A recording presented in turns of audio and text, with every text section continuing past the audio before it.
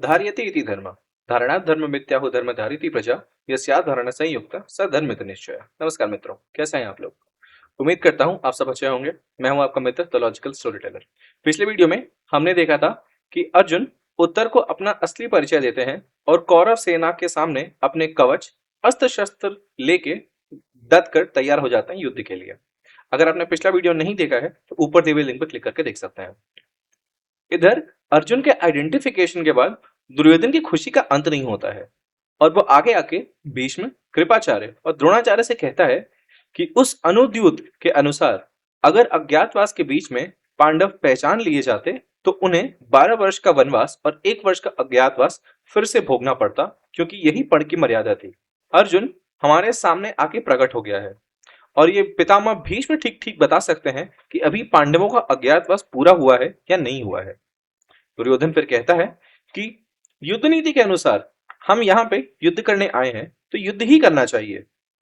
अब आप सब इतने स्तब्ध होकर क्यों बैठे हैं? अर्जुन हो या स्वयं देवराज इंद्र ही क्यों ना हो, हमें उसके सामने डट कर खड़े हो जाना चाहिए। दुर्योधन का ये वीरोचित उद्गार सुनकर कर्ण आगे बढ़ता है और कहता है, मित्र, आपके ये गुरु अत्यंत भयभीत दिखाई पड़ते हैं, इसलिए ऐसी बातें कर रहे हैं। मैंने देखा है कि इनको सदा से अर्जुन से प्रेम रहा है, इसीलिए ये आपकी सेना का मनोबल गिराने का प्रयत्न करते हैं। मेरा मत ये है कि इन ब्राह्मण को पीछे करके ही हमें आगे युद्ध नीति बनानी चाहिए। अगर इनको आगे रखा गया तो अर्जुन की घोड़ों की हिनहाट सुनकर ये घबरा जाएंगे। कर्ण यहाँ रुकता नहीं है। उसके बाद वो द्रोणाचार्य का और अपमान करता है और कहता है कि मेरा तो ये मानना है कि उन स्वार्थी पांडवों ने अपने स्वार्थ सिद्धि के लिए द्रोणाचार्य को आपके पास छोड़ रखा है। उसके बाद कहता है कि ब्राह्मणों की राय किसी भी भय उत्पन्न करने वाली स्थिति में नहीं लेनी चाहिए। जन समुदाय के विनोदपूर्ण कार्य और यज्ञ के पात्र को यथास्थान रखने के लिए ही इन्हें रखा जाता है और यही काम इन्हें शोभा देता है। अब इंटरेस्टिंग बात यह है कि आज के टाइम में हम लोग या अक्सर ये सुनने को मिलता है कि कर्ण जो है जातिवाद को लेके उसको कितनी ज्यादा सुनने को मिलता था और उसके साथ कितना गलत होता था। और यहाँ पे हम अभी खुद देख रहे हैं कि कर्ण कितना ज्यादा कास्टिज्म या जातिवाद के तरीके से द्रोणाचार्य जैसे महान धनुर्धर को टॉन्ट मार रहा है और उनका अपमान कर रहा है। कर्ण जब इस प्रकार द्रोणाचार्य का अपमान कर लेता है तो फिर वो अहंकार पूर्ण आत्म प्रशंसा करना आरंभ करता है। फिर वो तरह तरह की बात करता है कि अगर आप सबको डर लगता है तो अर्जुन का सामना मैं करूंगा। जैसे वेला समुद्र को रोक देती है, मैं अर्जुन को अपने हजारों तीरों से रोक दूंगा। 13 वर्ष तक अर्जुन वन में रहकर एक तपस्वी हो चुका है, तो इसलिए आज वो मेरे तीरों का दान स्वीकार करेगा। आज मैं अर्जुन को उसी प्रकार दबोच लूंगा जैसे गरुण सर्प को दबोच लेता है। इस तरीके से वो और भी आत्म प्रशंसा करके चुप हो जाता है। इन सब बातों से इरिटेट होकर कृपाचार्य कर्ण को कहते हैं कि राधानंदन, तुम सदा से युद्ध के प्रति हमेशा क्रूर विचार रखते हो, परंतु तुम किसी भी कार्य के बारे में ढंग से विचार नहीं करते। युद्ध से संपूर्ण देश पर प्रभाव पड़ता है, इसलिए इसको सोच विचार कर लेना सबसे उचित होता है। द्रोणाचार्य ने जो भी अर्जुन के संबंधित कर्मों का उल्लेख किया है वो मैंने क्या संपूर्ण भारतवर्ष ने सुन रखा है। किंतु हे अंगराज कर्ण, तुम बताओ, तुमने अपने जीवन में ऐसा कौन सा कार्य किया है जिसको देख के ये लग सके कि तुम अभी अर्जुन के प्रति जो बोल रहे हो वो सब कर दोगे? तुम अपने संपूर्ण शरीर को घी से लपेट कर आग में क्यों कूदना चाहते हो? संपूर्ण देवतागण, निवाट कवच और कालकीय जैसे राक्षस के लिए भी जो महावीर अवध्य था, जिसने युद्ध में महादेव तक को प्रसन्न कर दिया था, उस महारथी से तुम अकेले युद्ध करना चाहते हो?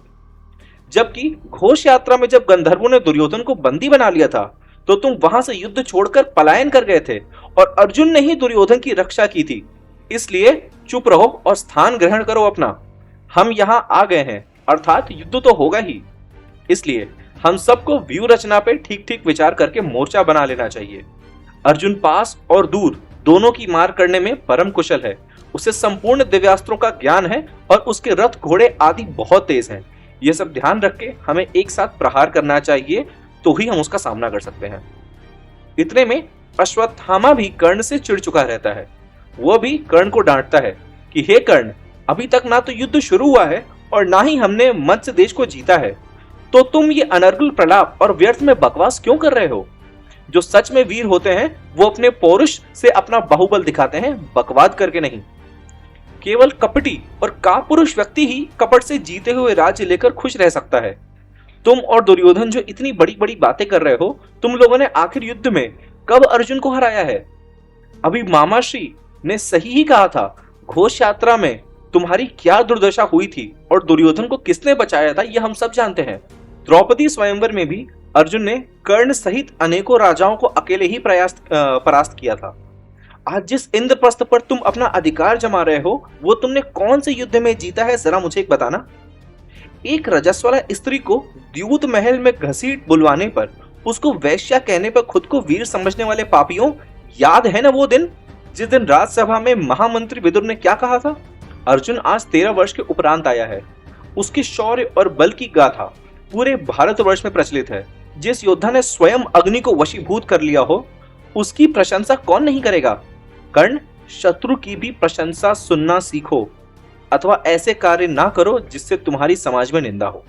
जब भीष्म देखते हैं कि इस प्रकार सब आपस में ही झगड़ रहे हैं, तो वो सेना को शांत करने के लिए कहते हैं कि सबका कहना अपनी अपनी जगह ठीक है। अश्वत्थामा ने जो कहा वो भी उचित है, और कर्ण ने जो वीरोचित दृष्टि से कहा वो भी उसने अपना मत रखा है।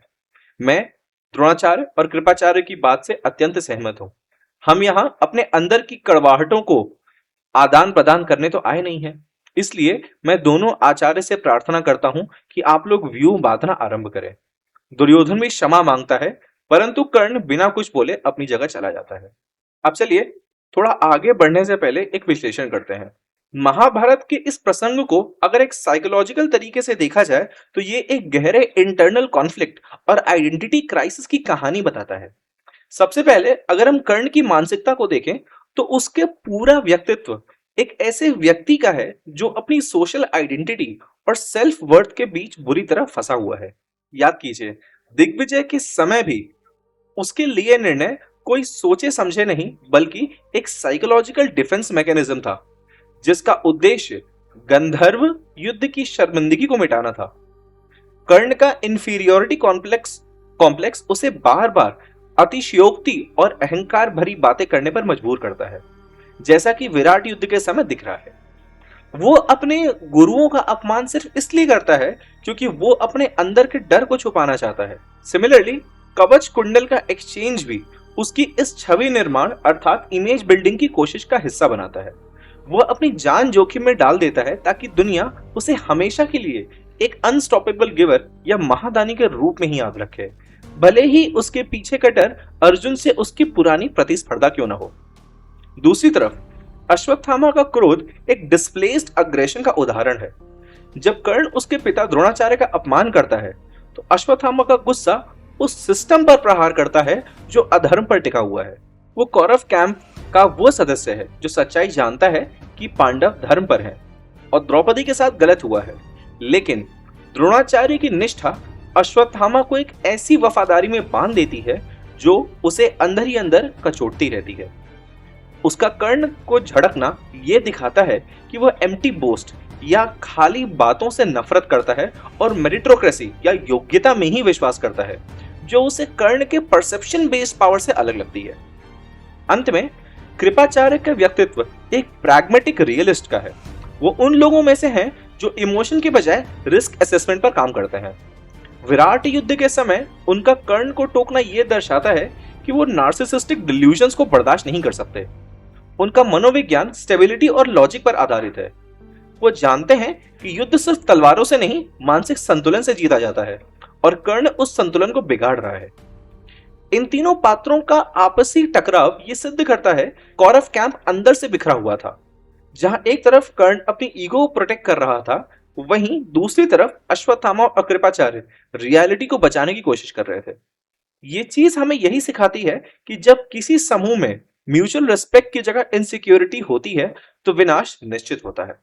भीष्म अब सेना में शांति लाकर पहले दुर्योधन को, उसके बाद गोधन को भेजकर सेनापतियों को व्यवस्थित करके सेना का व्यू बनाने की तैयारी करते हैं।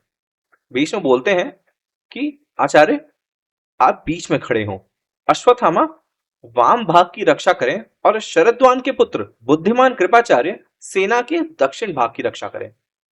सूत पुत्र कर्ण कवच धारण करके सेना के आगे रहें और मैं पृष्ठभाग की रक्षा करता हुआ संपूर्ण संपूर्ण सेना का पीछे से स्थित रखूंगा। उसके बाद कुरुश्रेष्ठ भीष्म ने समस्त सेनाओं का दुर्भेद्य व्यूह रचकर उसे वज्रगर्भ, व्रीहिमुख तथा अर्ध चंक्रात मंडल आदि रूप में खड़ा कर दिया। उसके पिछले भाग में भीष्म जी स्वयं ताल ध्वज फहराकर हाथ में हथियार लिए खड़े हो गए। इस एक चीज से यह समझ में आया कि गंगापुत्र भीष्म को एज अ वॉरियर इतना सम्मान क्यों मिलता है। तो आइए एक बार उस व्यूह रचना पर भी दृष्टि डालते हैं। कौरवों द्वारा रचा गया वज्रगर्भ व्रीहिमुख अर्ध चक्र अंतमंडलम व्यू केवल एक सैन्य व्यवस्था नहीं था।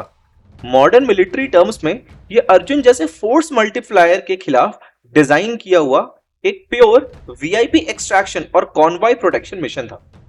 कौरव सेनापति भीष्म यह अच्छी तरह जानते थे कि अर्जुन की गति और दिव्यास्त्रों के सामने एक सीधी सैन्य पंक्ति आसानी से बिखर जाएगी।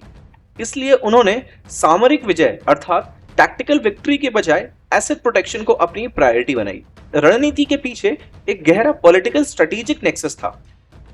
भीष्म की निष्ठा किसी व्यक्ति विशेष से नहीं बल्कि हस्तिनापुर से थी।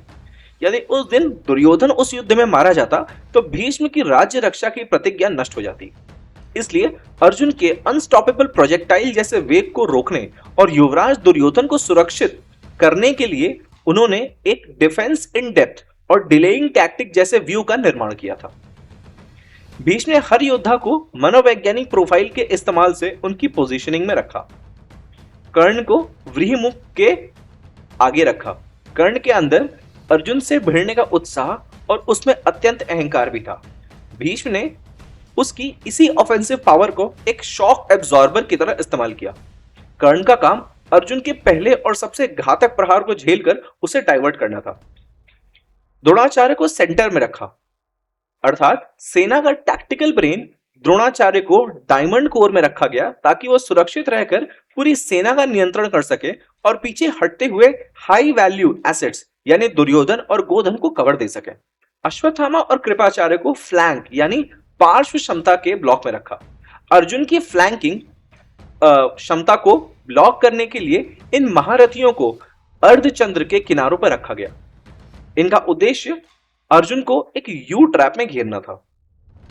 अंत में भीष्म रियर गार्ड पे थे। यह पूरी रणनीति का मास्टर स्ट्रोक था। सेना के सबसे पीछे खड़े होकर भीष्म एक सेनापति से अधिक अल्टीमेट बॉडीगार्ड की भूमिका में आ गए थे। उन्होंने अर्धचंद्राकार के व्यू को एक अम्ब्रेला की तरह इस्तेमाल किया जिसकी सुरक्षित कॉरिडोर से दुर्योधन निकल सके। यदि अर्जुन सभी परतों को भेद देता तो भी भीष्म आखिरी अभेद्य दीवार के रूप में मौजूद होते और दुर्योधन वहां से भाग निकलने में सक्सेसफुल हो जाता। संक्षेप में यह व्यू अर्जुन को हराने के लिए था ही नहीं, ये अपने मिलिट्री प्राइड को किनारे रखकर किया गया एक होल्डिंग ऑपरेशन था जिसका उद्देश्य अर्जुन के डैमेज रेडियस को कम करना था। एक अकेले व्यक्ति के खिलाफ इतनी जटिल एस्कॉर्ट शील्ड बनाना, जहां एक तरफ अर्जुन के थ्रेट लेवल का मनोविज्ञान प्रमाण है, वहीं दूसरी तरफ यह भीष्म की एक कुशल कमांडर के रूप में भी प्राथमिकता को भी सिद्ध करता है, अर्थात minimise the losses and protect the king. चलिए आज के लिए इतना ही। अगले वीडियो में अंततः हम देखेंगे अर्जुन ने इस व्यू का उत्तर कैसे दिया। तब तक के लिए इतिहास को पढ़ते रहें, भ्रांतियों से दूर रहें। कोई भी संशय हो तो मुझसे अवश्य पूछें, मैं उसे दूर करने का भरसक प्रयत्न करूंगा। धर्मो एव हतो हन्ति, धर्मो रक्षिते रक्षितः।